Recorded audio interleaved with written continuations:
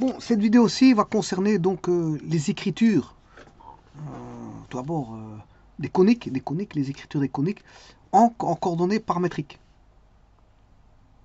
Donc, les coniques, j'aurais une des coniques connues, c'est le cercle. Il y a l'ellipse, l'hyperbole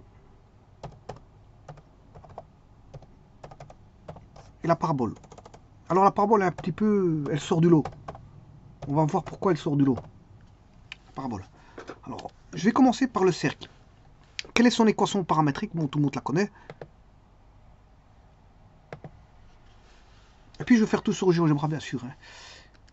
Alors ne pas confondre les coordonnées.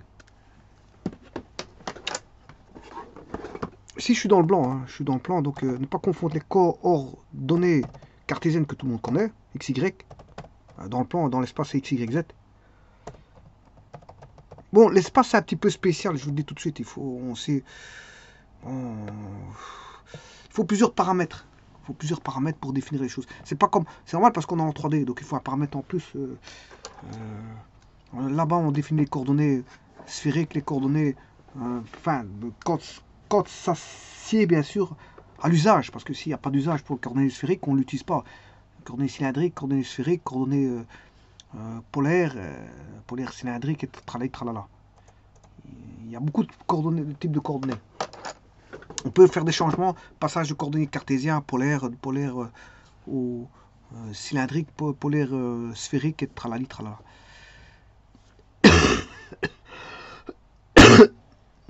Bon, ceci étant dit, il y a les coordonnées cartésiennes, ne pas confondre coordonnées cartésiennes, coordonnées paramétriques et coordonnées polaires.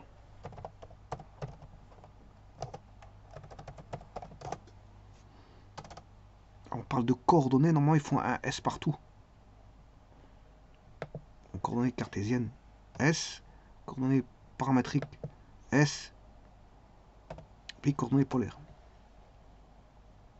S. Alors ça c'est dans le plan, on peut parler en coordonnées cartésiennes, paramétriques, polaires. Ça, bon, c'est l'usage qui fait que on utilise l'une. Enfin, c'est qu'est-ce qui va dicter d'utiliser l'un ou l'autre? Ben, généralement, c'est les exercices qui vous disent lesquels vous utilisez, sinon vous choisissez. Du moment que vous avez la bonne réponse, c'est le principal. Vous pouvez utiliser les coordonnées cartésiennes, paramétriques, polaires, tralala, tralala. Alors ici, si je suis en, comment on appelle ça, dans les coniques,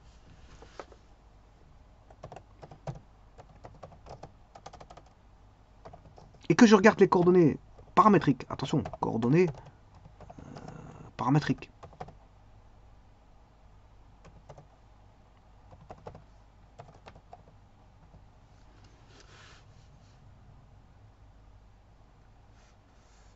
Là, on peut faire quelques petits constats, assez simples.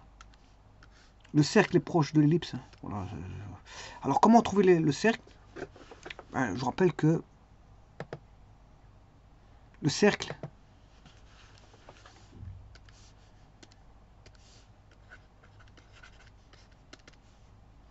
c'est x égale a cosinus t. Alors, a constant, hein.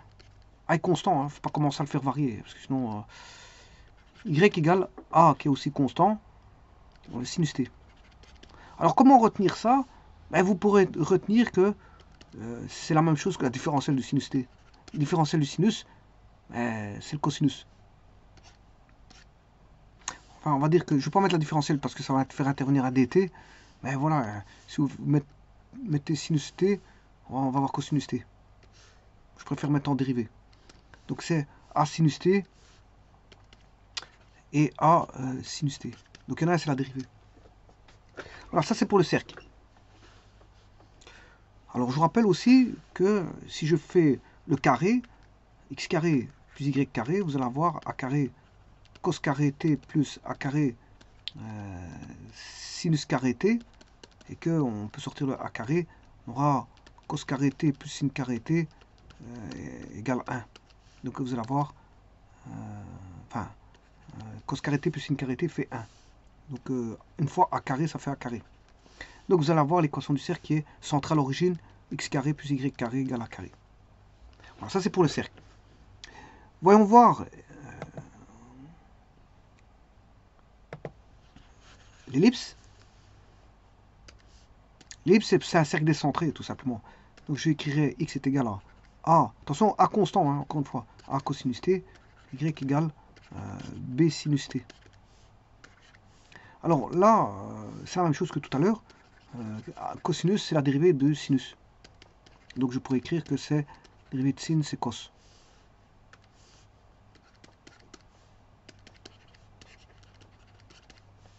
Alors comment trouver l'équation? C'est x sur a plus y sur b. Eh ben, ça c'est quoi? Bien sûr, au carré, mise au carré, c'est cos carré t plus sin carré t. Encore une fois, ça fait 1. Donc vous avez l'équation de l'ellipse x carré sur a carré plus y carré sur b carré est égal à 1.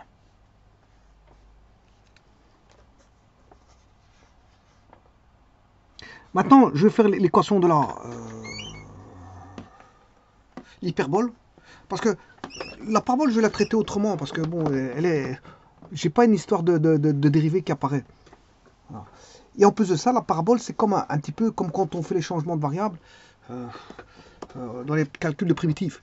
Alors, dans les calculs primitifs, vous pouvez choisir. Alors, bien sûr, dans les calculs de primitifs, je vous rappelle qu'il est interdit d'employer la substitution dans les calculs de primitifs x égale tangente t si l'intervalle d'intégration contient la valeur x égale 2n plus 1 fois pi demi. Voilà, donc il est interdit d'utiliser tangente t. Bon, maintenant, il est impossible d'employer la substitution x égale sinus t si l'intervalle d'intégration n'est pas inclus dans l'intervalle moins 1, 1. Donc il faut absolument que ce soit inclus dans l'intervalle moins 1, 1 pour utiliser voilà, le sinus t. Mais tout ça pour vous dire quoi? Bon, ça c'est pour l'ellipse. Hein. Tout ça pour vous dire quoi? Que je peux faire pour, non pas l'ellipse, mais pour, comment on appelle ça, l'hyperbole.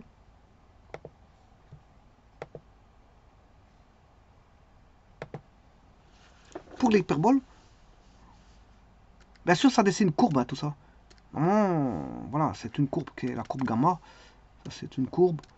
Ceci, c'est une courbe gamma. Voilà. C'est des courbes normalisées qu'on étudie dans les écoles. Voilà, parce qu'il existe une infinité de courbes qu'on veut. Les courbes, d'ailleurs, je vais vous montrer après, une courbe qu'on peut obtenir. En faisant n'importe quoi, vous avez n'importe quelle courbe. Hein, je vous le dis tout de suite. Donc, ici, pour l'hyperbole, bon, il y a deux manières, comme je viens de vous dire, dans les calculs de primitifs, vous pouvez poser voilà, A cosinus hyperbolique de t, A sinus hyperbolique CH de t. C'est plus un sinus cosinus comme dans l'ellipse, hein, ou comme dans le cercle. Dans l'ellipse, voilà.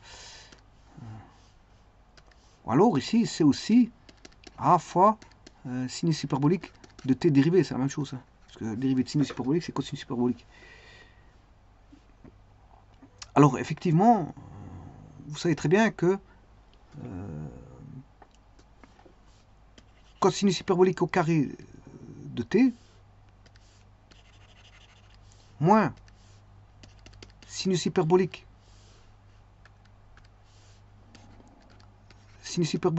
de t, ça fait 1.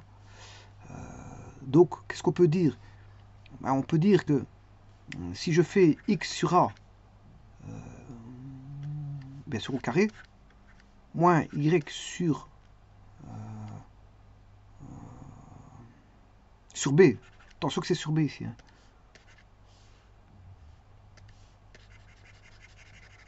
Pour les tentes d'une direction par rapport à l'autre, il faut bien un b, non pas la même chose. Voilà, x carré b est égal à quoi?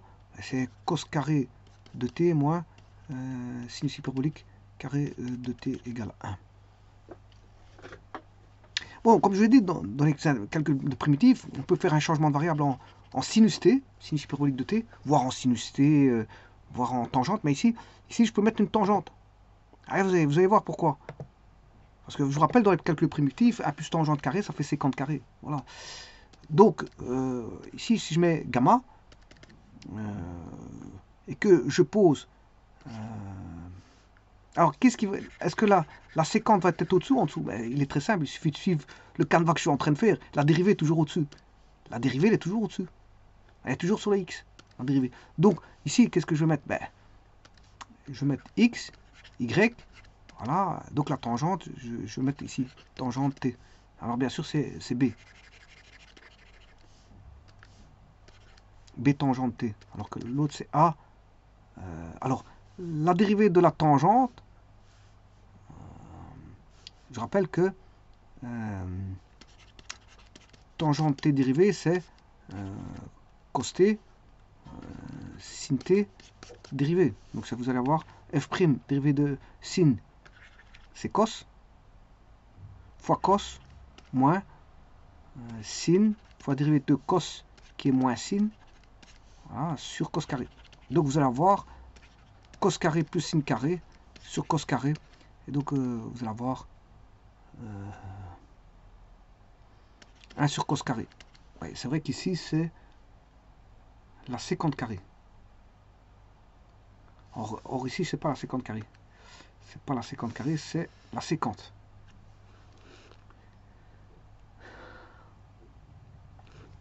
Bon. Je ne vais pas mettre la dérivée parce que ici, c'est la séquente.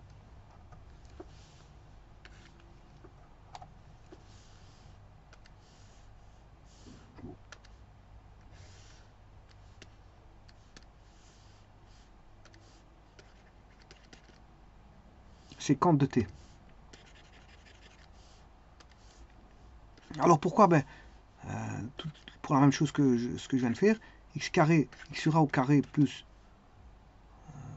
oui, attention que je vous rappelle que 1 plus tangente carré t est égal à séquente carré t.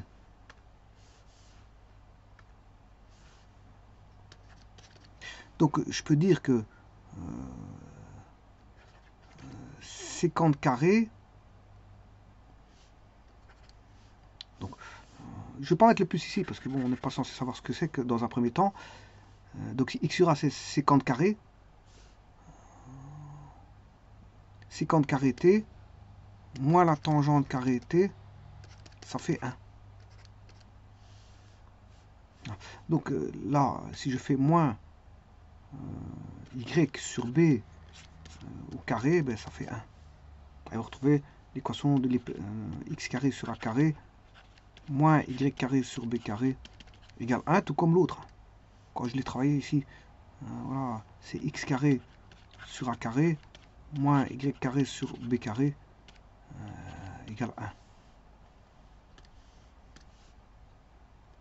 Et bon, ça c'est toujours pour l'hyperbole. L'hyperbole, on peut l'avoir de deux manières. Mais maintenant, il y a, comment on appelle ça, la parabole.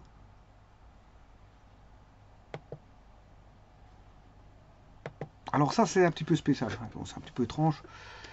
La parabole. Alors c'est y carré égale 2px, ça vous le savez très bien. Où p est le paramètre. Alors en paramétrique, ben, comme on est en paramétrique, j'ai besoin du paramètre 2p. Le double du paramètre, j'ai besoin du double du paramètre.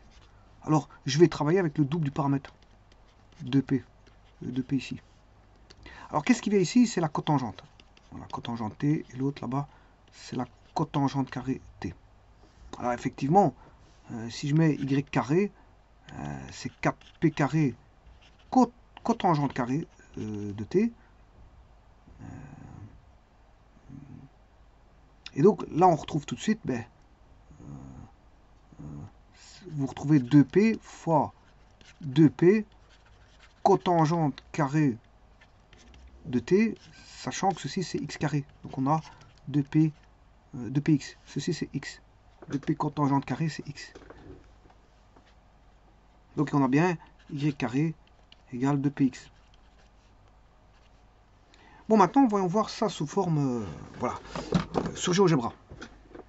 Alors, sur GeoGebra, attention, je suis en repère cartésien ici. Hein. Je ne veux pas aller chercher un repère polaire, je ne suis pas en polaire. Je ne suis pas en polaire ici, je vous le dis tout de suite. Hein. Je ne vais pas tracer un arc. Voilà, j'ai pas un rayon vecteur par rapport... voilà, ils n'ont aucunement mentionné ici que j'ai utilisé un rayon vecteur avec un angle. Hein. J'ai un paramètre et voilà, un AB, voilà, AB, voilà. Soit un AB. Alors, je vais préparer mon A, il est là, et je vais préparer mon B. Voilà. Et alors, mon angle. Parce que il faut aussi un paramètre d'angle, enfin un arc. Il faut un arc.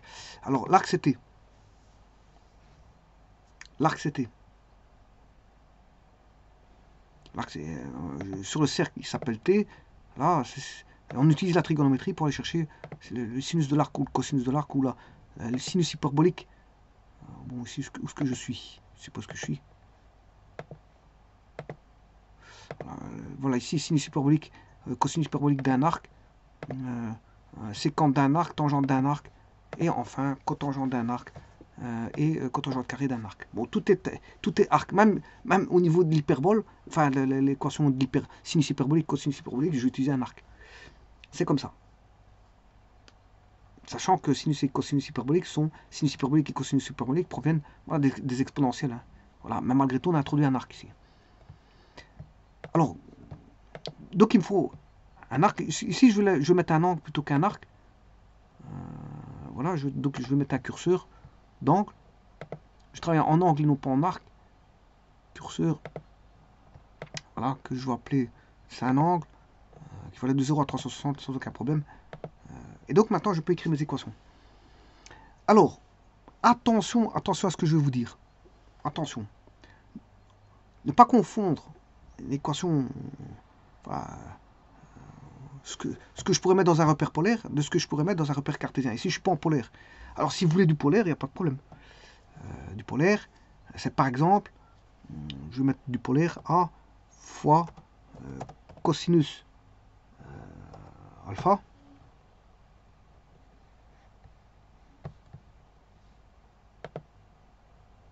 Voilà. Point virgule. Attention, sur GeoGebra, point virgule signifie que vous êtes en polaire. Vous êtes en polaire là. Et je vais remettre A fois sinus l'angle alpha. Vous voyez que, d'ailleurs, vous voyez, 0,71, c'est un rayon vecteur. Hein, et 40,51, c'est un angle, parce que je suis en polaire là. Donc je devrais mettre un repère polaire pour ça. Alors, si je veux mettre un repère polaire, je vais chercher un repère polaire.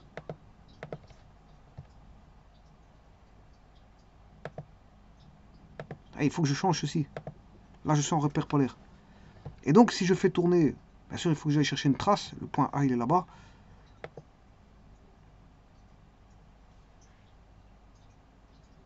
On va afficher la trace. Voilà. Et je fais retourner le A. Et ça, c'est le B, je m'excuse. C'est le B. Je dois faire retourner le A. Et alors, si je fais tourner le A et l'angle alpha, c'est pire que ce que vous voyez là. Ici, je fais que bouger le A.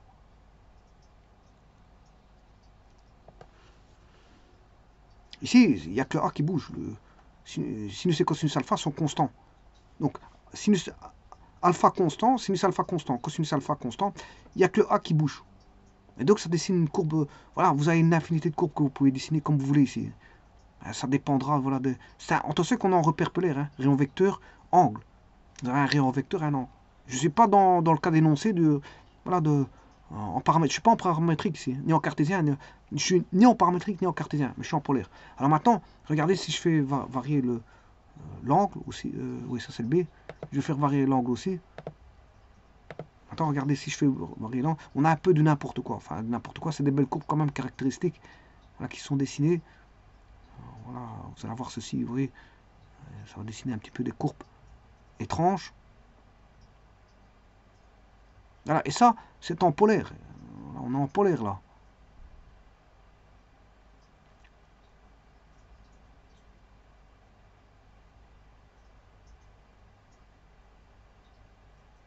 Voilà, et ça, je fais varier là le A alpha. Bon, il n'est aucunement question de ça ici. Je vous le dis tout de suite. Alors, maintenant, je vais me remettre en coordonnées, voilà, comme ceci. Je vais arrêter. Alors, est-ce que je pourrais avoir les coordonnées cartésiennes? Bah oui, je vais taper ici coordonnées cartésiennes. Et là, il va me donner le XY là. Vous voyez qu'il le donne en XY, le A est donné en XY sur le menu de gauche. Hein. Alors, est-ce que je peux le. Voilà, donc de polaire, je peux passer en cartésien. Et il me fait le calcul lui-même. Il me donne les coordonnées cartésiennes automatiquement. Bon, maintenant, remettons-nous en polaire. Voilà. Et je vais retirer ce point A qui ne m'intéresse pas. Alors, je n'ai plus envie de le voir. Voilà. Et maintenant, je vais mettre voilà, les courbes caractéristiques que j'ai mis là, mais pas en polaire. Attention, pas en polaire. Je vais les mettre en paramétrique. Ben, on va regarder après ça. Alors, pour ça, je vais chercher le cercle. A fois... ouais, il suffit de dupliquer l'autre. Je vais dupliquer celui-ci. Dupliquer la saisie. Mais je vais retirer le point virgule. Voilà, je retire le point virgule. Et je vais mettre virgule. Voilà. Là, je vais mettre une virgule. Et là, maintenant, je suis bien avec il va me dessiner un cercle. Alors, le tout, je peux pas faire, bien sûr, je peux pas maintenir variable tout et n'importe quoi. Alors, qu'est-ce qui est variable? C'est l'angle. Et qu'est-ce qui est constant? Alors, on va mettre voilà. Alors, bien sûr, il faut que avant toute chose, il faut que je mette une trace. On fiche la trace. Voilà. Et là, il n'y a que le A qui est constant et le alpha variable. Je ne peux pas faire varier les deux. Et donc on a bien un cercle, c'est l'équation du cercle. Donc c'est un cercle, voilà, central origine, qui donne x carré plus y carré est égal à a carré. Donc le rayon, il vaut A, 4,3. Bon, maintenant, je vais dessiner l'ellipse. Alors je vous rappelle que l'ellipse était donnée avec...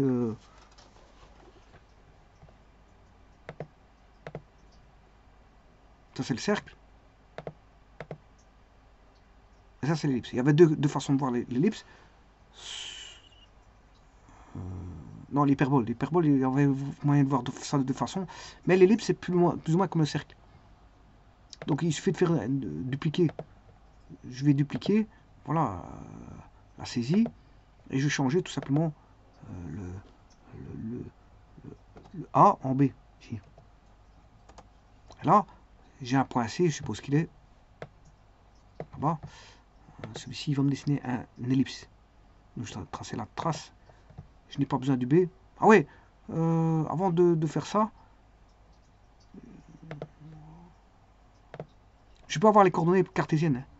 Oui, ça, ce sont les coordonnées cartésiennes. Mais je peux avoir les coordonnées polaires. Hein. Il suffit que je fasse ça. Là, j'ai les coordonnées polaires. Vous voyez que 4, 3, 2, 75, 303. Je peux passer des coordonnées cartésiennes en polaire via GeoGebra. Bon, je vais remettre en coordonnées cartésiennes. Voilà. Et donc, ça, c'est le cercle. Bon. Idem pour le C. Je vais mettre le C. Le C va me dessiner une ellipse. Le C me dessine une ellipse. Alors, je peux avoir les coordonnées cartésiennes, polaires. Voilà, là, ils sont polaires. Vous voyez qu'il y a un vecteur, un angle, ou en cartésien.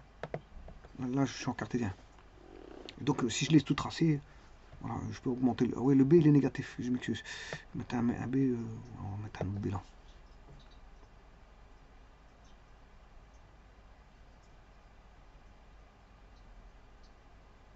Le B, il est tout petit. Ça, c'est un B tout petit. Je vais mettre agrandir le B. Alors, si B vaut 1, on a un cercle.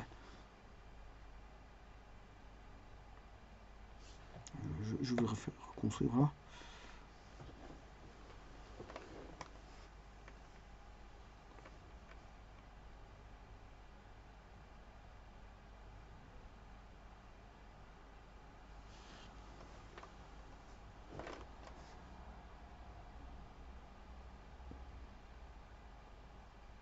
Vous voyez apparaître l'ellipse. J'y mets un grand B. Alors maintenant, je vais mettre l'hyperbole. Alors l'hyperbole, il y a deux cas de figure, hein, je vous l'ai dit. Soit je travaille en sinus hyperbolique, soit je travaille en tangente pour l'Y. Voilà. Alors si je travaille en tangente pour l'Y, j'ai la séquente. Pour, voilà, pour l'autre, pour les X, Si, voilà, il faut toujours AB. Bon, on va regarder ça. Je vais mettre... alors, j'ai plus besoin du cercle et de l'ellipse. Je vais juste dupliquer, mais simplement, ici... Non, je peux pas. Je vais rechercher A fois cosinus hyperbolique de alpha, virgule, attention, virgule, hein. Sinon vous avez le polaire, A fois sinus hyperbolique de alpha. On voit ce point D. Je vois pas où ce point D.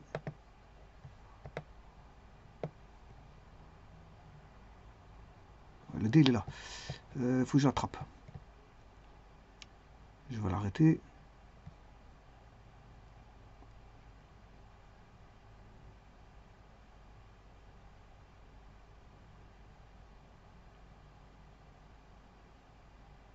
Il est là. On va faire une trace. Alors AB sont un petit A.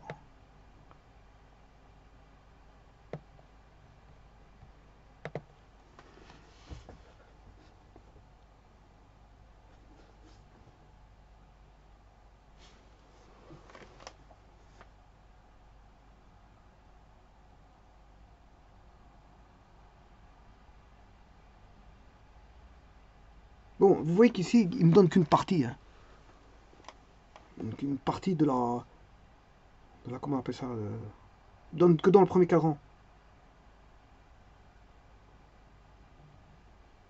Quand je mets en cosinus hyperbolique, sinus hyperbolique, il me le donne. Ah oui, attention que c'est pas AA, hein. C'est AB aussi. On va arrêter ça.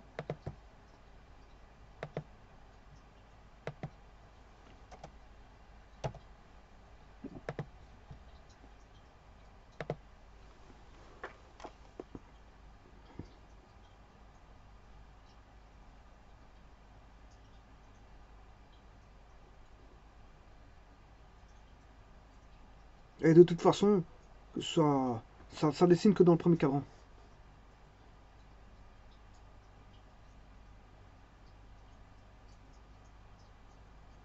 Ça ne dessine que dans le premier cadran, celui-ci. Bon, on va regarder en tangente.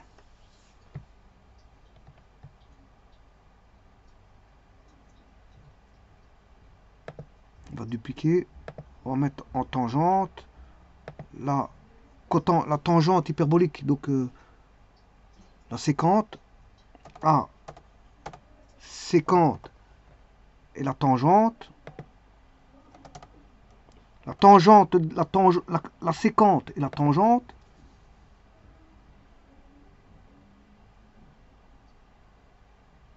Sécante. Bon, il faut que je retire la trace. Bon, je retire la trace D.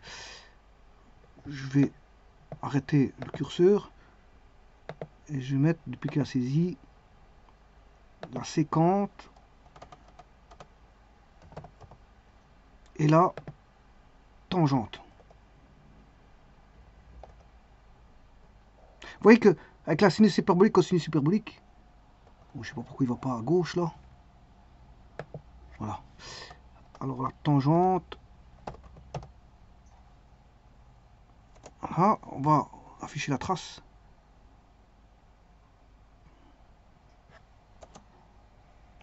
Il m'a tout cassé. Il m'a tout cassé.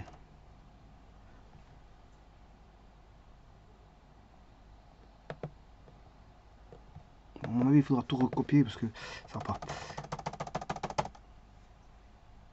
A fois sécante de l'angle alpha. Oula, il m'a mis à côté. A fois sécante de alpha. Voilà, cette fois-ci, il a bien mis. Virgule B fois tangente l'angle alpha. Voilà, et cette fois-ci, je sors et je fais Enter. Voilà, et là, il me l'a mis. Alors, c'est le point E. On voit bien qu'il est déjà en dessous, c'est déjà bien. Parce que la sinus hyperbolique, cosinus hyperbolique, il me le donnait juste dans le premier cadran. On va afficher l'étiquette et on va faire varier l'angle. Voilà. Bon, déjà. Ah oui, là, il me le dessine dans les 4 cadrans. Là, il va me le dessiner dans les 4 cadrans. Afficher la trace. Voilà, ici, ça va être dans les 4 cadrans. Donc, ce qui est intéressant. Donc, là, il fait le 1. Il va beaucoup plus vite pour faire un cadran. Là, il vient de me faire le 1 et le 3. Et voilà. Donc, ici, vous voyez que la tangente séquente, il fait les 4 cadrans. Alors que le sinus hyperbolique, voilà, cosinus hyperbolique, il fait qu'un cadran. Bon, pas trop intéressant. Maintenant, on va faire le dernier qui est... bien sûr, je peux avoir les coordonnées. Ça, ce sont les coordonnées cartésiennes. Je peux avoir les polaires. Hein. Voilà, je vais vous taper coordonnées polaires. Là, je les ai en polaire. Vous voyez, vous les avez en polaire. Là. Bon, alors, je vais remettre en coordonnées cartésiennes. Bon, voilà. Et maintenant, je vais faire le dernier qui est le... Comment on appelle ça la parabole. La parabole, c'est... oui, il me faut un paramètre que... Mon paramètre, je vais l'appeler A. 2P, ce sera A. Voilà, 2P, ce sera A. Mon 2P, ce sera A. Comme ça, je peux aller exploiter, d'aller rechercher directement le A. Alors, A, c'est cotangente T, et A, cotangente carré T. Bon, on va faire ça. Donc, on va arrêter l'angle. A fois cotangente de l'angle alpha. Attention que c'est une cotangente carrée. Cotangente carrée, virgule, A fois cotangente de alpha. On va bien ressortir. Voilà, il y a un problème, je sais pas qu'est-ce qui se passe. Cotangente, il ne reconnaît pas. Tangente inconnue, oui, ça va, j'ai compris. On va effacer ceci. Ah, la cotangente, elle est ici. Cotangente X. Cotangente alpha, mais attention qu'elle est au carré. Virgule. Attention que c'est un virgule, pas point virgule. Attention à ça, sinon vous avez coordonnées polaires. A fois cotangente de alpha. Alpha, je ressors de là, attention, bien ressortir, Enter. Voilà, j'ai quelque chose. Alors où est ce point? C'est le point F. Alors, à mon avis, l'étiquette n'est pas mise. Non, c'est le point E ou F. Attends, c'est E. C'est pas que ça qui m'intéresse, c'est le F. Où est le F? Bon, on va déjà le laisser tracer, puis on verra. Chercher l'angle. Ça, c'est le E. J'ai pas besoin du E. Ouais, et le F. Ouais, le F, il est là. Faut que je l'attrape. S'il va un peu trop vite.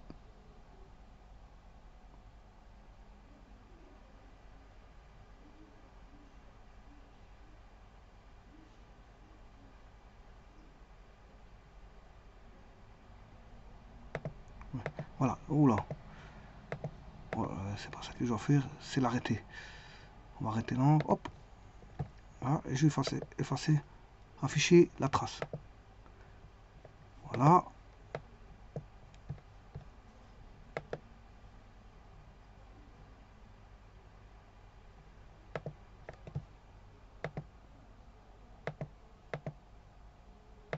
Voilà la trace. Afficher la trace.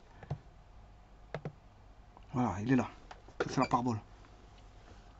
Donc, il y a juste un petit problème, c'est pour sinus hyperbolique. Cosinus hyperbolique, là, on a dans un seul cadran. Donc, vous me repassez directement en tangente B de x égale à séquente t, y égale b tangente t en, comment on appelle ça, pour l'hyperbole. Et ne pas travailler avec le sinus hyperbolique. Mais on peut travailler pour certaines choses. Mais alors, à ce moment, il faut mettre des moins et des plus en fonction d'eux pour les placer au premier cadran, deuxième cadran, troisième cadran, voire quatrième cadran. Des plus devant le X ou devant le Y, ou peu importe. Je vous remercie.